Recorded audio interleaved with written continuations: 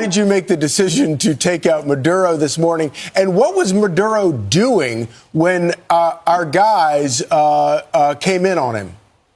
So we were going to do this 4 days ago, but the weather was not perfect. The weather has to be perfect. And we had just the perfect weather. We had, very good. A little bit few more clouds than we thought, but it was good. We waited 4 days. We were going to do this 4 days ago, 3 days ago, 2 days ago. And then all of a sudden it opened up and we said go. And I'll tell you, it was just amazing. And what was he doing? He was in a very highly guarded, like a fortress, actually. He was in a fortress. That we had nobody killed was amazing. I think we had nobody killed, I have to say, because a couple of guys were hit, but they came back and they're supposed to be in pretty good shape. But that we had nobody killed, that we lost no aircraft. Everything came back. We got it all back. One of them was hit pretty hard, but a helicopter, but we got it back.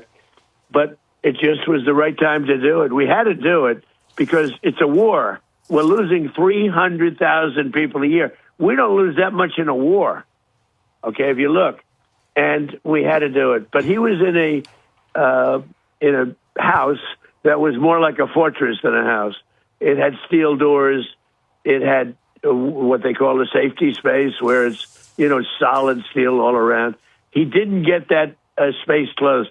He was trying to get into it, but he got bum rushed so fast that he didn't get into that. We were prepared. What do you think is next for the Venezuelan people now that you have removed Maduro so that he can face American justice?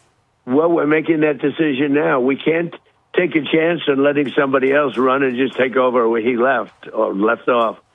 So we're making that decision now. We'll be involved in it very much. And we want to do liberty for the people. We want to, have a great relationship. I think the people of Venezuela are very, very happy because they love the United States. They were run by essentially a dictatorship or worse. It couldn't have been worse. It was a terrible thing that was taking place in Venezuela. But look, tremendous numbers of people were being killed through drugs. And what they did to our country in sending prisoners and people from mental institutions and drug lords and everything, they sent them by the hundreds of thousands of people into our country. And that is just unforgivable. That's why, he wanted to negotiate at the end, and I didn't want to negotiate. I said, nope, we got to do it. He was trying to negotiate at the end. You probably saw that. And trying hard to make a deal. And I said, this could have been a very foolish thing if it didn't work out. But I said, nope, we can't do it. What he did with drugs was bad. What he did with a lot of other things was bad. But what he did was sending hundreds of thousands of Tren de Aragua and drug dealers. And they emptied out their jails into our country.